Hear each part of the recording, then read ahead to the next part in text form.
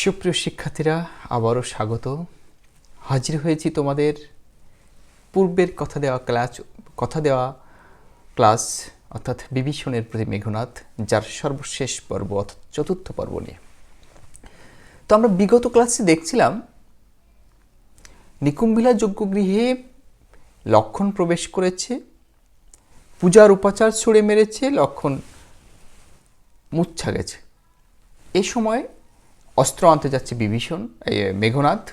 মেঘনাদ অস্ত্র আনতে যাওয়ার সময় দেখে যে এই নিকুম্ভিলা যজ্ঞগৃহের সামনে দাঁড়িয়ে আছেন তার কাকা বিভীষণ। তখন কাকা এবং ভ্রাতুষ্পুত্রের মধ্যে যে কথোপকথন, সেই কথোপকথনের একটা পর্যায়ে বিভীষণকে লক্ষ্য করে মেঘনাদ বলছেন, তুমি তো সিংহর কেশর, তোমার দুইজন যোদ্ধা ভাই আছে যারা এই লঙ্কার রাজা, আর তুমি তো বীরদের বীর, তাদের ভাই, তোমাকে তো স্পর্শ করার ক্ষমতা কারণেই তুমি আজ কেন কোন লালসায় ওই তস্করদের এই গৃহের পথ দেখিয়েছ? বলো কাকা। তাকে তাতো বলে সম্বোধন করছে এবং এরকমও বলছে, তুমি তো সিংহর কেশর, তো সিংহ কি কখনো শৃগালের সাথে বন্ধুত্ব করতে পারে? এরকম কথোপকথন আমরা দেখেছি। আবার এরকম বলেছে, তুমি তো পঙ্কজ কাননের সুন্দর রাজহাঁস, যে রাজহাঁস সুন্দর পদ্ম বাগানে খেলে, সেই রাজহাঁস কি কখনো পাঁকের মধ্যে যায়, কাদার মধ্যে যায়? সেটা কি শোভা পায়?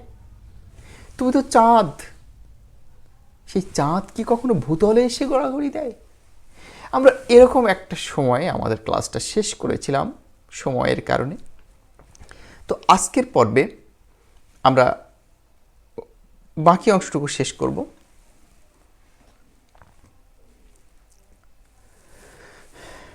তো তারপরে আমরা একটু পাঠে চলে যাই। আমরা এখান থেকে শুরু করব। ক্ষুদ্রমতি নর সুর লক্ষণ, নহিলে অস্ত্রহীন যোধি কি সম্বধে সংগ্রামে। বলছি ও তো ক্ষুদ্রমতি নর, মানে কি? অল্প বুদ্ধির মানুষ। সুর, আমি বিশ্বাস করলাম বীর, কিন্তু সে তো মানুষ, ছোট্ট একটা মানুষ। ওই লক্ষণ, না হলে অস্ত্রহীন, আমি তো অস্ত্রহীন ছিলাম, সেই অস্ত্রহীনকে কি সে যুদ্ধের জন্য আহ্বান করতে পারে? এ তো লজ্জার ব্যাপার। কোনো অস্ত্রহীনের সঙ্গে একজন অস্ত্রধারী মানুষ এসে বীরত্ব দেখাচ্ছে, এটা কোনো বীরের পরিচয় না। তাই বলছে, কহ মহারথী, এ কি মহাবীর প্রথা? তুমি তো একজন মহারথী, তুমি তো একজন বড় যোদ্ধা, তুমিই বলো এটা কোন মহাবীর প্রথা? কখনো অস্ত্রহীনকে কি কেউ আক্রমণ করতে পারে? এ তো আজীবন মানে ওকে মানুষ খারাপ বলবে, যে বীর না, ভীরু, কাপুরুষ। তাই তারপর এক যে বলছে, নাহি শিশু লঙ্কাপুরে শুনি না হাসিবে এ কথা, যে লঙ্কার কোনো শিশু নেই যে এ কথা শুনে হাসবে না। ছাড়হ পথ, আসিব ফিরিয়া এখুনি, দেখিব আজি কোন দেব বলে বিমুখে সমরে যোচে সৌমিত্রী কুমতি। বলছে, তুমি পথ ছাড়ো, আমি অস্ত্রগারে যাব, অস্ত্র নিয়ে ফিরে আসব। আমি দেখব কোন দেবতার আশীর্বাদে আজ লক্ষণ আমার থেকে যুদ্ধ করে জিতে যেতে পারে। এখানে দেখো মধুসূদন কি সুন্দর শব্দ চয়ন করেছে, সৌমিত্রী কুমতি। সুমিত্রা হচ্ছে লক্ষণের মায়ের নাম, আর সুমিত্রার সন্তান, তাই তাকে বলা হচ্ছে সৌমিত্রী। তারপর এক জায়গায় বলছেন, দেখো, দেবদৈত্য নর রণে সচক্ষে দেখেছ রক্ষশ্রেষ্ঠ পরাক্রম দাসের। বলছে, তুমি তো আমার কাকা, তুমি তো দেখেছো কোনো দেবতা, কোনো দৈত্য, কোনো মানুষ রণে মানে যুদ্ধে আমার সঙ্গে পারেনি।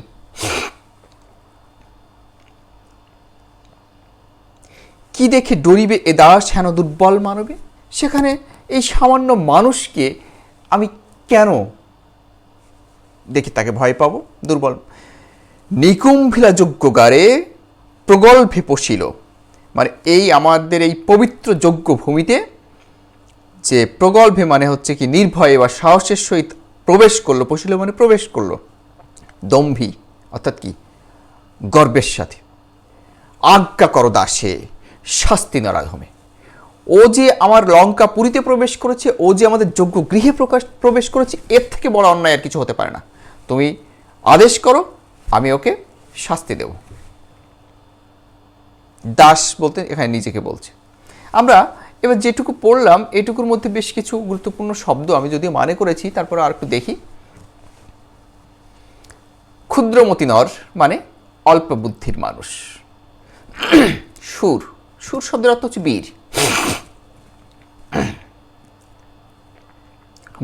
মহারথী মানে কি?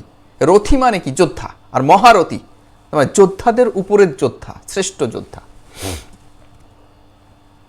শ্রেষ্ঠ বীর। তো এখানে মহারথী ছিল কাকা। নাহি শিশি লঙ্কাপুরে আছে। সৌমিত্রীয়, সৌমিত্র না, সরি, এখানে সৌমিত্রী হবে। এই সৌমিত্রী শব্দের অর্থ হচ্ছে সুমিত্রার পুত্র লক্ষণ। কুমতি, কুমতি মানে কি? খারাপ বুদ্ধি বা মন্দ বুদ্ধি। রক্ষশ্রেষ্ঠ অর্থাৎ কি? রাক্ষসদের শ্রেষ্ঠ। দুর্বল মানবে অর্থাৎ এখানে লক্ষণ। প্রগল্ভে, প্রগল্ভে মানে কি? নির্ভয়ে। আর পশিল মানে প্রবেশ করল। দম্ভী মানে কি? অহংকারে। তাই বলছে ক্ষুদ্রমতি নর সুর লক্ষণ নহিলে অস্ত্রহীন যোধে কি সম্বন্ধে সংগ্রামে কহ মহারথী এ কি মহাবীর প্রথা নাহি শিশু লঙ্কাপুরে শুনি না হাসিবে এ কথা ছাড়ো পথ আসিব ফিরিয়া এখনি দেখিব আজি কোন দেব বলে বিমুখে সমরে মরে সৌমিত্রী কুমতি দেবদৈব নর রণে সচক্ষে দেখেছ রক্ষ শ্রেষ্ঠ পরাক্রম দাসের কি দেখি ডরিবে এ দাস হেন দুর্বল মানবে নিকুম্ভিলা যজ্ঞকারে প্রগল্ভে পশিল দম্ভী আজ্ঞা কর দাসে শাস্তি নরধমে। আর একটা তথ্য তোমাদের এখানে একটু দিই। এখানে বিভীষণ বলছে দেখো দেখিব আজি কোন দেব বলে, অর্থাৎ কোন দেবতার বলে আজ লক্ষণ আমার কাছ থেকে বেঁচে যায়। এখানে একটা তথ্য তোমাদের জানা উচিত, সেটা হচ্ছে রামচন্দ্র যখন রাবণের সঙ্গে যুদ্ধ করতে যাচ্ছিলেন বা প্রস্তুতি নিচ্ছিলেন, তখন তিনি দেবী দুর্গার আরাধনা করেছিলেন। মূলত দেবী দুর্গা বসন্তকালে অর্থাৎ চৈত্র মাসে বাসন্তী নামে পূজিত হতেন। তো তখন আশ্বিন মাস, এই আশ্বিন মাসে রামচন্দ্র তাকে পূজা করেছিলেন। এটা হচ্ছে একটা তিথি আছে, আশ্বিন মাসের কৃষ্ণপক্ষের নবমী তিথি অথবা শুক্লপক্ষের ষষ্ঠীর দিন দেবীর বোধন করা হয়, অকাল বোধন। এই অকাল বোধন করেছিলেন, তখন তার নাম হয়, তখন তাকে দুর্গা বলে পূজিত হয়। আজও পর্যন্ত কিন্তু এই অকাল বোধনটাই আমরা বড় জাঁকজমক করে পালন করি। কিছুদিন আগে দুর্গা পুজো গেল, কিন্তু মূলত মূল যে পূজা সেটা কিন্তু বাসন্তী, মানে বসন্তকালে, তাই নাম বাসন্তী।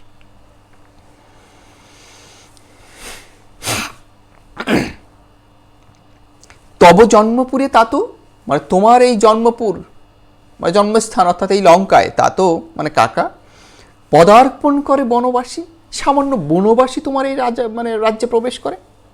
হে বিধাত নন্দন কাননে ভ্রমে দুরাচার দৈত্য, মানে নন্দন কানন মানে কি? স্বর্গের সর্বশ্রেষ্ঠ বাগান, যেটা অসাধারণ সৌন্দর্য মোহিত। সেই সুন্দর জায়গায় একজন দৈত্য প্রবেশ করলে যেমন খারাপ অবস্থা হয়, আমাদের এই সোনার লঙ্কায় এ দৈত্যের মতো পদচারণা করছে।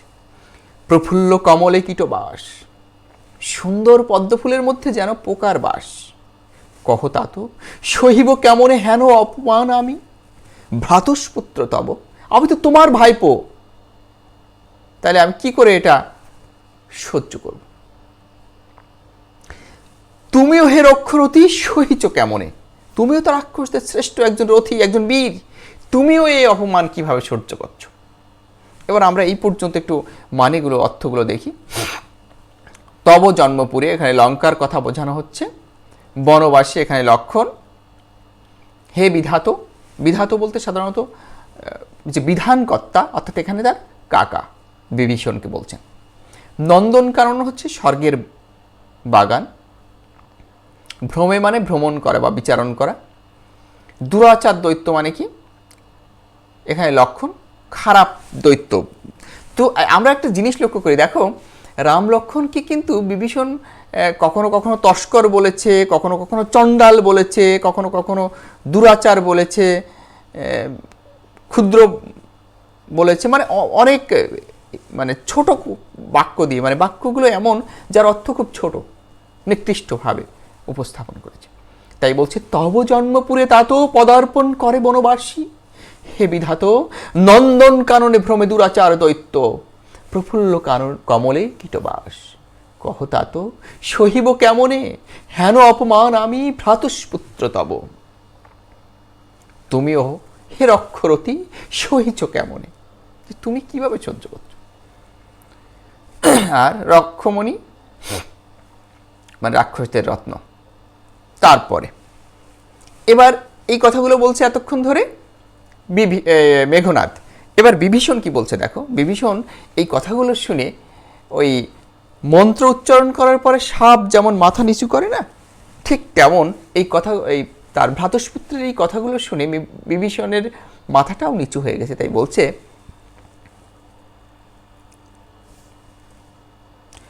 মন্ত্র বলে যত নম্র শির ফণি, মানে মন্ত্র উচ্চারণ করার পরে মাথা নিচু করা, ফণি মানে সাপ, মলিন বদনে লাজে উত্তরিলা রথি, খুব লজ্জা লজ্জা মুখ নিয়ে এই রথি মানে কি বিভীষণ বীর উত্তর দিচ্ছে।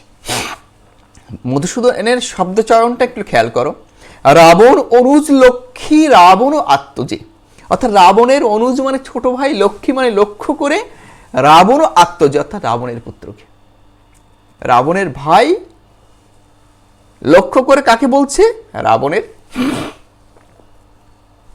পুত্রকে বলছে নাহি দোষী আমি বৎস বৃথা ভর্ষ মোরে তুমি, নিজ কর্ম দোষে হয় মজিলা আপনি, মজাইলা এ কনক লঙ্কা রাজা মজিলা আপনি।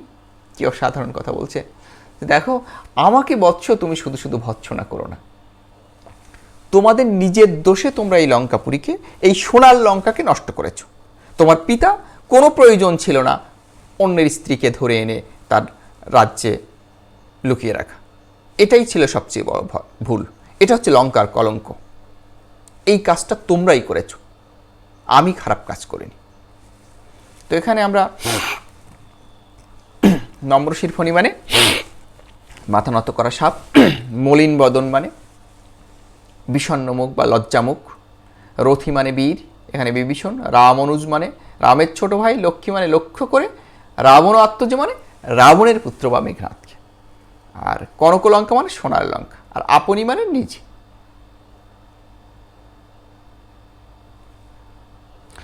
তারপরের অংশ দেখো,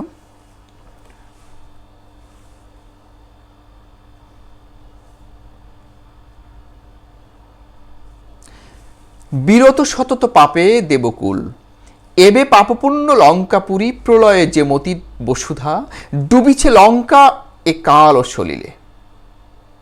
অর্থাৎ বলছে বিরত সতত পাপে দেবকুল, এই দেবতারা সবসময় পাপ থেকে দূরে থাকে। এবে এখন পাপপূর্ণ লঙ্কাপুরী, আমাদের এই লঙ্কাপুরীটা কি পাপে পূর্ণ হয়ে গেছে, কারণ তোমরা অনেক বড় অন্যায় করেছো। প্রলয়ে যেমতি বসুধা, ঠিক পৃথিবী, বসুধা মানে কি পৃথিবী, পৃথিবীতে যখন মহা দুর্যোগ হয় ঠিক সেই সময় যেমন পৃথিবীটার মানব সৃষ্টি বা মানুষের জীবনযাত্রা ওষ্ঠাগত হয়ে যায়, খারাপ অবস্থার সৃষ্টি হয়, পরিবেশটা প্রকৃতিটা বিপন্ন হয়ে যায়, ঠিক লঙ্কাপুরীকে তোমরা সেই বিপন্ন করেছ।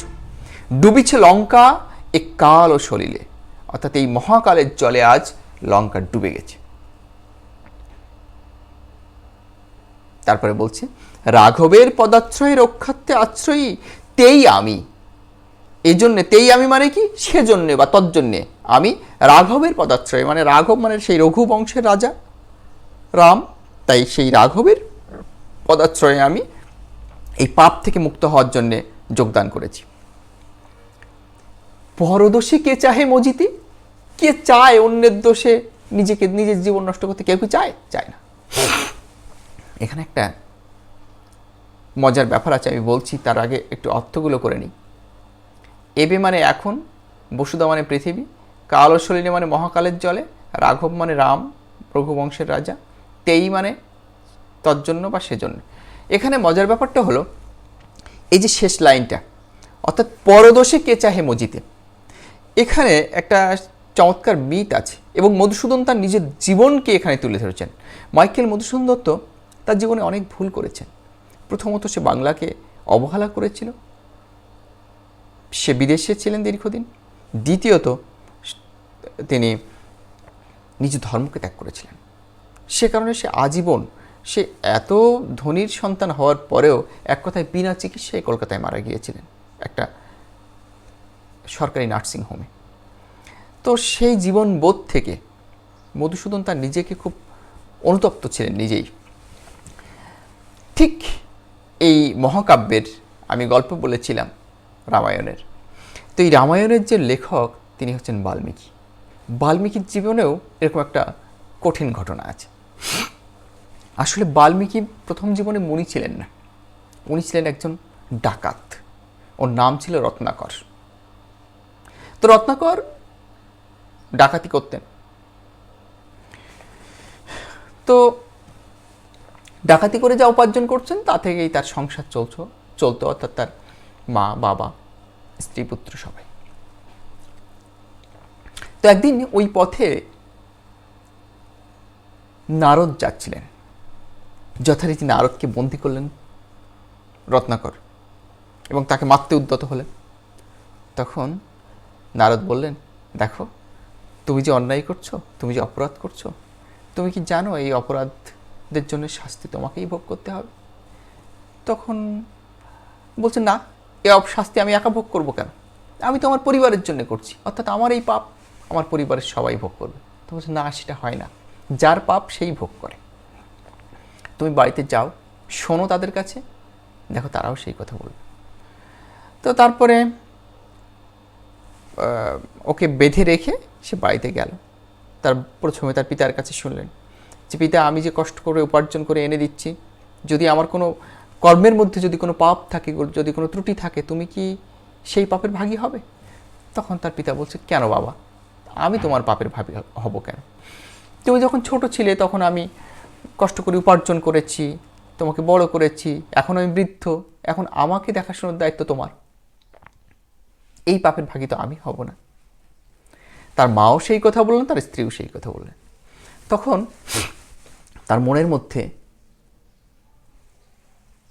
বিবেক জাগ্রত হলো। সে তখন ফিরে এলেন, নারদকে বললেন, আমি এখন কি করতে পারি? তখন নারদ তাকে বললেন, তুমি রাম নাম জপ করো। তখন বাল্মীকি বনের মধ্যে বসে রাম নাম জপ করতে থাকলেন। তো এত পাপী ছিলেন, প্রথমে রাম উচ্চারণ করতে পারতেন না, মরা মরা বলতেন, সেখান থেকে রাম রাম। তো এভাবে 60,000 বছর সে তপস্যা করেছে। তারপরে হঠাৎ করে ওই পথ দিয়ে ব্রহ্মা এবং নারদ যাচ্ছিলেন এবং ব্রহ্ম নারদ দেখলেন রামের নাম উচ্চারিত হচ্ছে, কিন্তু কোথার থেকে সে কেউ বুঝতে পারছে না। পুরো একটা ওয়ের ঢিবি হয়ে গেছে। সেই ঢিবিটাকে জল দিয়ে ধুয়ে ফেলা হলো, তার মধ্যে থেকে একটা কঙ্কাল একজন উচ্চারণ করে যাচ্ছে রামের নাম। এই সংস্কৃত বল্মী শব্দের অর্থ হচ্ছে উয়ের ঢিবি। তো এই উয়ের ঢিবির থেকেই তার নতুন জন্মের সৃষ্টি, নতুন জন্ম হলো বলে, একটা ভালো মানুষের জন্ম হলো বলে, একজন ঋষির জন্ম হলো বলে তার নামকরণ করা হলো বাল্মীকি, যিনি এই মহাকাব্য রামায়ণের রচয়িতা এবং এক কথায় সংস্কৃত সাহিত্যের সর্বশ্রেষ্ঠ ধ্রুপদী সাহিত্যিক তিনি। এখানে মধুসূদনের জীবনবোধ এবং বাল্মীকির জীবনবোধ। তারপরে এতক্ষণ পরে এবার কিন্তু মেঘনাদ প্রচণ্ড রেগে গেছে। তখন বলছে, রুশিয়া বাসবত্রাস। রুশিলা মানে কি? রেগে যাওয়া। বাসবত্রাস মানে কি? সেই বাসবকার নাম, দেবরাজ ইন্দ্রের এক নাম, ইন্দ্রের ত্রাস। তাই বলছে রুশিলা বাসবত্রাস, গম্ভীরে যেমতি নিশীতে অম্বরে মন্দ্রে জিমুত ইন্দ্র কবি। অর্থাৎ গভীর রাত্রে অম্বর মানে মেঘে,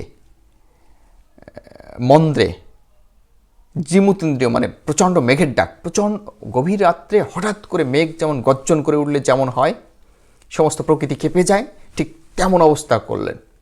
প্রচণ্ড ক্ষেপে যেয়ে উনি বললেন, জিমুতিন্দ্রিয় কপি, কহিলা বীরেন্দ্র বলি, মানে এই মহাবীর তখন বলছে, কি বলছে দেখো, ধর্মপথগামী রাক্ষস রাজানুজ, মানে রাক্ষসদের রাজার অনুজ, অর্থাৎ বিভীষণ বলছে, হে রাক্ষস রাজা অনুজ, তুমি যে ধর্মপথের কথা বললে, বিখ্যাত জগতে তুমি, যে তুমি সারা জীবন এই জগতে বিখ্যাত, কিন্তু তুমি বলো কোন ধর্মমতে, কহ দাসে শুনি, জ্ঞাতিত্ব ভ্রাতৃত্ব জাতি সকল দিলা জলাঞ্জলি। কোনো ধর্মে বলিনি তার ভাইকে ত্যাগ করতে হবে, তার আত্মীয়কে ত্যাগ করতে হবে, তার জাতিকে ত্যাগ করতে হবে। তুমি কি করলে এটা?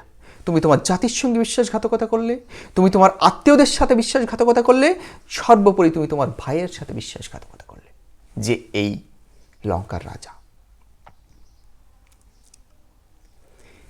এ সকলে দিলা জলাঞ্জলি, শাস্ত্র বলে। দেখো মধুসূদনের কি অসাধারণ শব্দচয়ন দেখো, গুণবান যদি পরজন, গুণহীন স্বজন, তথাপি নির্গুণ স্বজন শ্রেয়, পরপর সদা। কি অসম্ভব সুন্দর কথা বলছে। শাস্ত্র বলছে গুণহীন হলেও নির্গুণ স্বজনই শ্রেষ্ঠ, কেননা গুণবান হলেও সে তো পর, সে তো অপর, সে তো অন্য মানুষ।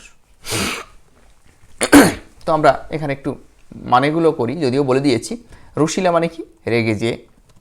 অম্বর মানে আকাশ, মন্দ্র মানে শব্দ, আর জিমুতীন্দ্র মানে আকাশের শব্দ, মেঘের ডাক। জলাঞ্জলি মানে পরিত্যাগ। তাই কি বলছে? রুশিলা বাসবত্রাস, গম্ভীরে যেমতি নিশীতে, অম্বরে মন্দ্রে, জিমতীন্দ্রিয় কফি, কহিলা বীরেন্দ্র বলি, ধর্মপথগামী রাক্ষস রাজা অনুজ, বিখ্যাত জগতে তুমি কোন ধর্ম মতে, কহ দাসে শুনি, জ্ঞাতিত্ব ভ্রাতৃত্ব জাতি এ সকল দিলা জলাঞ্জলি। শাস্ত্র বলে গুণবান যদি পরজন, গুণহীন স্বজন, তথাপি নির্গুণ স্বজন শ্রেয়, পর পর সদা। এটা শাস্ত্রের কথা, আমার কথা নয়। কিন্তু তুমি কি করে তোমার জাতি, তোমার ধর্ম, তোমার ভাই, তোমার পরম আত্মীয় সবাইকে ত্যাগ করলে?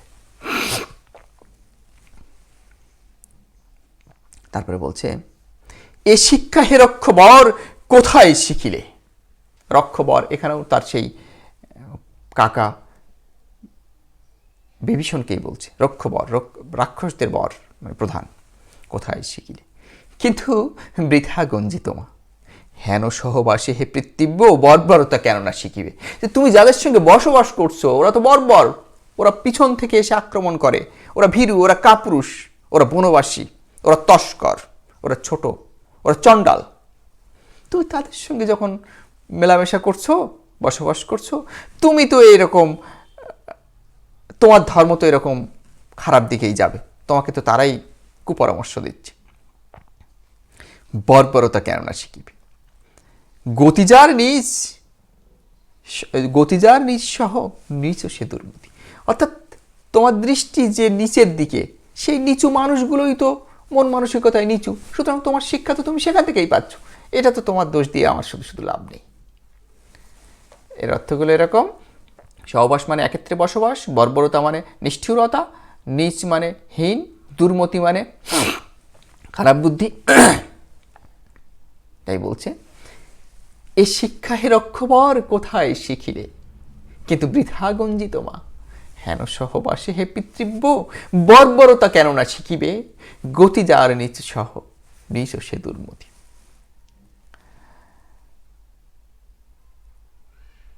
এটা একটা চমৎকার বিষয়। আর একটু তোমাদের আর একটা তথ্য একটু বলে রাখি, যেটা একটু দরকার তোমাদের জানার জন্যে। সেটা হচ্ছে,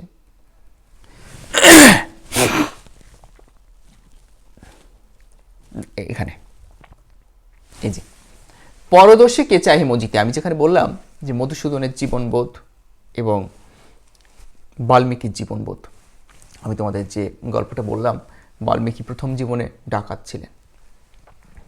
তো বাল্মীকি যখন মুক্তি পেলেন, এবং সে যখন ঋষি হলেন,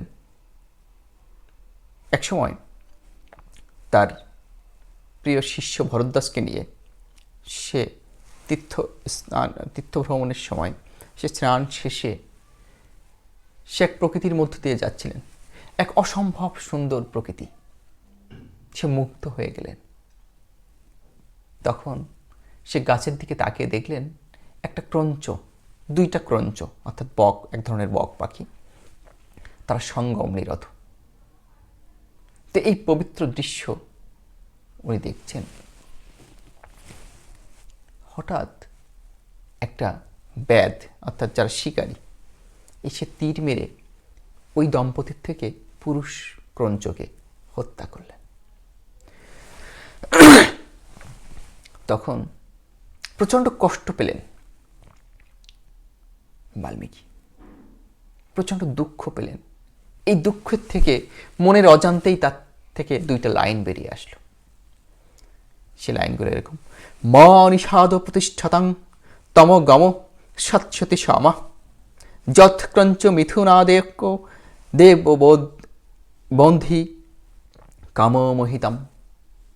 অর্থাৎ এই শোক থেকে, এই দুটো শ্লোক যেটা রামায়ণের প্রথম, তার মানে বাল্মীকির লেখা প্রথম লেখা, তো শোক থেকে এই লাইনগুলোর জন্ম বলে পরবর্তীকালে শ্লোক শব্দটা এখান থেকেই আসে। শোক থেকে সৃষ্টি বলে নাম হয় শ্লোক। তো শিক্ষার্থীরা, অনেক প্রায় 3টা ক্লাস, এটা 4র্থ ক্লাস নিয়ে আমরা আমাদের যথাসম্ভব পাঠ্য কবিতাটা শেষ করলাম। এটা আসলে শেষ করলাম মানে কি, এই পর্যন্তই আমাদের আছে। মূল মেঘনাদ বধের থেকে এই অংশটুকু আমাদের পাঠ্যের জন্য নির্বাচিত। তো তোমরা, আমি জানি যে আজকের ক্লাসটা করলে তোমরা আসলে পূর্বের অংশগুলো বুঝবা না, তো সে কারণে তোমাদের করণীয় যেটা, সেটা অবশ্যই প্রথম, দ্বিতীয় এবং তৃতীয় পাঠটা দেখতে হবে, তারপরে এটা দেখবা। আমি আশা করি মূল কবিতাটা বুঝতে পারবা। তো আজ এই পর্যন্ত, ভালো থেকো। পরবর্তীতে আবার দেখা হবে নিশ্চয়ই কোনো নতুন পাঠ নিয়ে, নতুন অংশ নিয়ে। ধন্যবাদ।